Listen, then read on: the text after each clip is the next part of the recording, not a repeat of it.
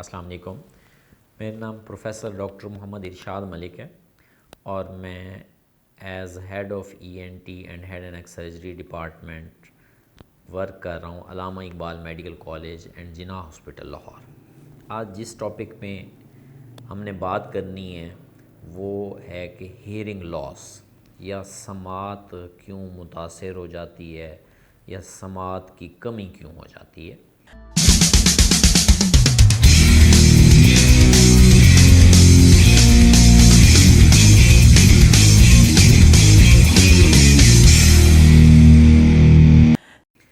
تو ہیئرنگ لاس کی جو وجوہات ہیں، کچھ ایسی وجوہات ہیں جو ٹیمپریری ہوتی ہیں، جن کو ہم کہتے ہیں کہ یہ عارضی وجوہات ہوتی ہیں، اور کچھ ایسی وجوہات ہیں جو کہ پرماننٹ ہیں اور ان کی وجہ سے پرماننٹ ہیئرنگ لاس ہو جاتا ہے.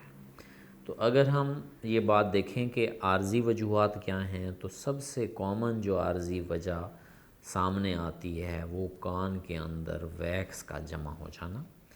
اور جن لوگوں میں ویکس زیادہ بنتی ہے یا جو لوگ ایئر بڈز اور ایئر کی مینیپولیشن بہت زیادہ کرتے ہیں، ان کی ویکس امپیکٹ ہو جاتی ہے اور اس کے ساتھ ہی ان کے کان میں وقتی طور پہ سماعت میں کمی آ جاتی ہے، جس کی وجہ سے وہ متاثر ہوتا ہے ان کا کان. دوسری وجہ جو بہت کامن ہے اور بچوں، ینگ اور بڑے لوگوں میں عام طور پہ پائی جاتی ہے، وہ کان کی مختلف انفیکشنز کا ہونا. انفیکشنز کان کے بیرونی حصے کی بھی ہو سکتی ہے، کان کے درمیانی حصے کی بھی ہو سکتی ہے اور کان کے اندرونی حصے کی بھی ہو سکتی ہے. تو عام طور پہ جو عارضی سماعت میں کمی کا باعث بنتی ہیں وہ کان کے بیرونی اور درمیانی حصے کی انفیکشنز ہیں.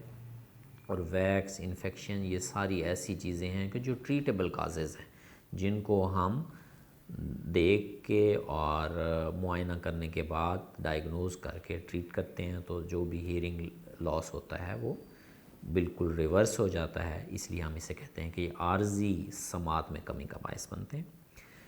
تیسری جو اہم وجہ ہے وہ ہے ناک اور گلے کی انفیکشن کا ہو جانا. اور ناک اور گلے کی جب انفیکشن ہوتی ہے تو ایک ٹیوب جو ناک اور گلے کے پچھلے حصے سے کان کے اندر کھلتی ہے اور وہاں پہ ایئر پریشر مینٹین کرتی ہے، جس کو ہم یوسٹیشین ٹیوب کہتے ہیں، وہ اگر بلاک ہو جائے تو اگین مریض کو اپنی سماعت میں کمی محسوس ہوگی اور یہ ایک عارضی کمی ہوگی جس کو ہم دیکھنے، ڈائیگنوز کرنے کے بعد، علاج کے بعد وہ ساری چیزیں ریورسیبل ہوں گی اور وہ ریورس ہو جائیں گی. اور اس کے بعد جو کازز آتی ہیں ان میں مختلف میڈیسنز کا یوز.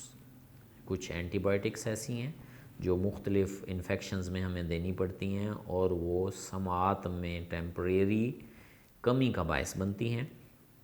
اور کچھ ایسی میڈیسنز جو کچھ پیشنٹس میں ریڈیو اور کیموتھراپی کے لیے یوز کی جاتی ہیں تو وہ بھی سماعت میں کمی کا باعث بنتی ہیں. تو یہ چند ایسی وجوہات ہیں جو 100% ٹریٹیبل ہیں اور اس میں عارضی طور پہ سماعت میں کمی آتی ہے اور ٹریٹمنٹ کے بعد پیشنٹ بالکل ٹھیک ہو جاتا ہے. کچھ ایسی وجوہات ہیں جو کہ پرماننٹ ہیئرنگ لاس کا باعث بنتی ہیں. پرماننٹ ہیئرنگ لاس کیا ہوتا ہے کہ جس کو ہم ریورس نہ کر سکیں. وہ ریورسیبل اس لیے نہیں ہوتا کہ اس میں یوزلی نیورولوجیکل لاس ہوتا ہے ہیئرنگ کا. تو وہ ہیئرنگ کی جو پرماننٹ لاس کا باعث بنتی ہے اس میں جو موسٹ کامن چیز ہے وہ یہ ہے کہ بہت زیادہ آواز کو کسی کا ایکسپوز رہنا. اگر کسی کی جاب نیچر ایسی ہے، کوئی ایسی جگہ پہ رہتا ہے جہاں پہ بہت زیادہ شور ہوتا ہے اور ہم اس کو ایکسپوز ہوتے ہیں، تو وہ اس کی وجہ سے بھی آپ کا نوائس انڈیوسڈ ہیئرنگ لاس ہو جاتا ہے، جس کو ایک پرماننٹ ہیئرنگ لاس ہے. سب سے بڑی وجہ کی اگر ہم بات کریں گے جو پرماننٹ ہیئرنگ لاس کی ہے تو وہ ایجنگ ہے. ایجنگ کے ساتھ جیسے ہماری نظر کمزور ہوتی ہے اسی طرح سماعت بھی متاثر ہوتی ہے، اور اس سماعت کے متاثر ہونے سے ہمیں وہ آہستہ آہستہ متاثر ہو کے وہ پرماننٹ سماعت میں کمی کا باعث بنتا ہے. اور ہم اس کو کسی بھی دوائی سے یا آپریشن سے ریورس نہیں کر سکتے، بلکہ ہم اس کو ڈیفرنٹ طریقوں سے آگمنٹ کرتے ہیں اور ان کی ہیلپ کرتے ہیں کہ کس طرح جن کو کم سنتا ہے ان کی normal hearing who with some instruments.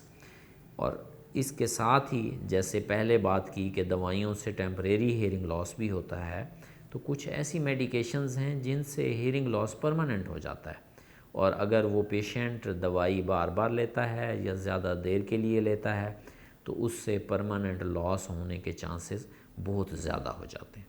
Thank you very much.